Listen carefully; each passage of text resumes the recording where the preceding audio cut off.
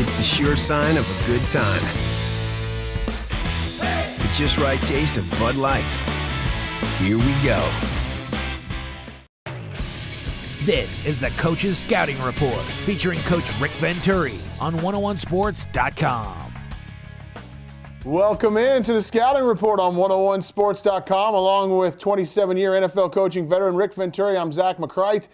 Coach, another winnable game that the Rams got on their schedule, the Cleveland Browns at Cleveland. And let's start on the defensive side. Really, we probably ought to start with the special teams. I know there's not many guys on the Browns roster that can beat you, but Josh Cribbs can. No, there's no doubt about it. You've got to start with special teams. This is not an explosive team, the Browns. As you said, this is a must-win. This is an absolute must-win. It's not just a winnable game, it's a must-win game. This is a team that the number one player on the team, the most explosive guy on the team, is their return guy, Josh Cribbs. We went through it. We lost the ball game last week because of an explosive player. I'm not going to say Cribbs maybe quite as good as Patrick Peterson, quite as explosive, but he's deadly. So whatever you do, at the end of the day, directional kick him, kick it out of bounds. They don't have explosive players to beat you. At the end of the day, stop Josh Cribbs. Josh Cribbs, Josh Cribbs, Josh Cribbs. Those are the three biggest offensive threats for the Cleveland Browns. Sticking with the Rams defense on Cleveland's offense, one advantage I know the Rams have, it's an obvious advantage, is that the Rams definitely know what Pat Shurmur brings to the table offensively. I don't think there's any doubt about it. You have a really good feel. You have a feel for his rhythm. Now, it's a little bit of a wash because he knows what you do on defense. So basically, you know it's going to be that vintage West Coast offense. There's one real good player on their offense. That's their left tackle, Joe Thomas. They're very limited. You know, they've lost Massaquoi, Hardesty, Hillis. So they're really not an explosive team. They're playing with Obaniah at tailback. Now, what Shurmur's going to try to do, because he's not going to score a ton of points, he's going to try to nickel and dime you both with the run and with the pass. Try to make sure that he doesn't lose the game, find a way to win it in the fourth quarter. I think what he'll do running the ball, Zach, is he's going to try to just nickel and dime you with Obaniah. He's going to work the counters, the wraps. He's going to run all the things, the misdirection things that he has hurt the Rams. These things have hurt the Rams for 2 years. He's going to come back to them. He's going to try to stay ahead of the count with the running game. So the Rams must, absolute must, stop the run and be alert for those nickel runs where he opens you up and runs quick hitters in there to Obaniah. And if you can get the Browns to a passing situation, that's when you start to really see the flaws with the Browns. There's no doubt about it. The biggest flaws in the Browns offense are pass protection. They don't have a great receiver core. I'll get into that in a minute. But they struggle particularly at two positions. Their right tackle, Pashos, he's been out at times. Hicks has gone in there. I think Chris Long can have a great day here this week. I think if you can get him in long yardage situations, you can win that battle. The other place they struggle is at left guard with Pinkston, a rookie, pretty good run blocker, really struggles on a good pass rusher. Get him in third and long, put Quinn in at right end, put Hall down right there on Pinkston, and you got a hell of a chance to go. The other thing, because they don't have an explosive receiver core, get after them with the blitz. If you ever want to run your blitzes, it's this week. The only little caveat I want to add is make sure you build a wall to the right side of McCoy. One thing he is athletic. He's going to move around.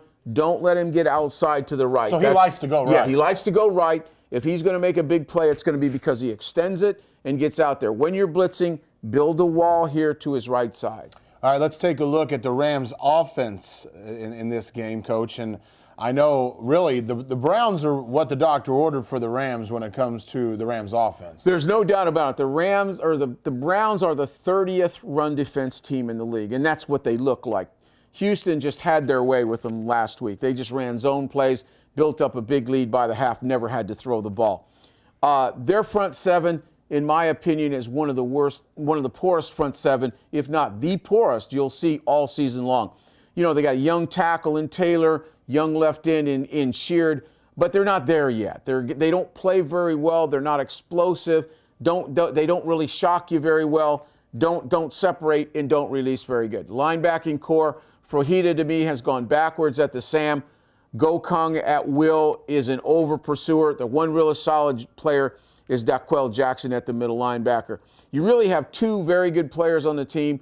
The left corner, Joe Hayden, and then a pretty good player in Jackson. Other than that, it's pretty marginal. So you've got to establish the run. Now, knowing Dick Duron, knowing what Shermer knows about Jackson, he's going to try to stop Jackson. They're going to give you a lot of what I call inside stunning. They're going to bring people up in there. So I think one of the things you got to do this week is get Jackson outside early, either with the bounce plays on the strong side at Fajita. Toss, maybe? Or tosses. Seen a lot of that lately. No doubt about it. And then when you're running the ball inside, run the cutback runs, the wraps, the counters, because the guy on the right side, the will linebacker, Okong, will over pursue. Okay. So you want to get him moving one way, come back against the grain and hurt him. Tell me about the passing game for the Rams. What can they do specifically that can kind of exploit the Browns' defense? Well, the first thing you're going to get is you're going to force them to play an 8-man front. Shermer and Duron are not going to let Jackson beat him. They're going to attempt to stop him. So they're going to be flying safeties down there, and they're going to try to get the safeties in the box. So the corners are going to be isolated, and they're not going to pressure. They're going to play off. That's their style. You know, their left corner, Joe Hayden, is really good. I wouldn't mess with him a lot. I would work my best matchup, which is Brandon Lloyd on Sheldon Brown, their right corner. They give a lot of ground. They don't want to give up the big play. Do their corners match up at all? No, they're left and right. So you've got a really good matchup with Lloyd on Brown. Brown was once a great prospect in this league, but he's really tapered off. He's played very cautious and tentative. So I think you can really work him underneath. If you can occasionally get a double move and go, good. The other thing I'm going to throw the ball with is I'm going to get Okong, the weak side linebacker, same thing as we talked about on the run. Get him pursuing on play action. Bring Illini Mike Ho-Ho, the tight end, or occasionally bring Clayton back across, bring a receiver back across in that voided area that he's going to miss because he's going to be overplaying the run. Tell me about the protection. How do you protect the quarterback? Is Sam Bradford a hobbled quarterback this week? This is not a good rush team. This is a ponderous front. They will try to rush you, a lot of power rushing, but there's no premier marquee rusher. So in that sense, you look like you'd be all right. They're conservative. They don't blitz a lot. But I think they'll change that this week. I think their two objectives will be to stop Jackson on early down with an 8-man front and then bring it if they get passing downs. One, they can't get there with a regular rush. They know that Bradford has been hobbled ankle-wise, and they know that the Rams don't protect the passer very well. So I look for a different game plan out of Duron if he gets long yardage. I look at a lot of nickel blitzing, nickel, safeties, linebackers. I think they're going to try to get after you. Again, 8-man front to stop Jackson, passing downs, bring the blitz. The Rams' worst enemy this week could be the Rams. There's no doubt about it. I think this is not a good football team at Cleveland. This is an absolute must-win. I think the most important thing about Cleveland is it's not going to be a big tactical victory. It's about going out and executing what the Rams do best on offense and defense from that standpoint.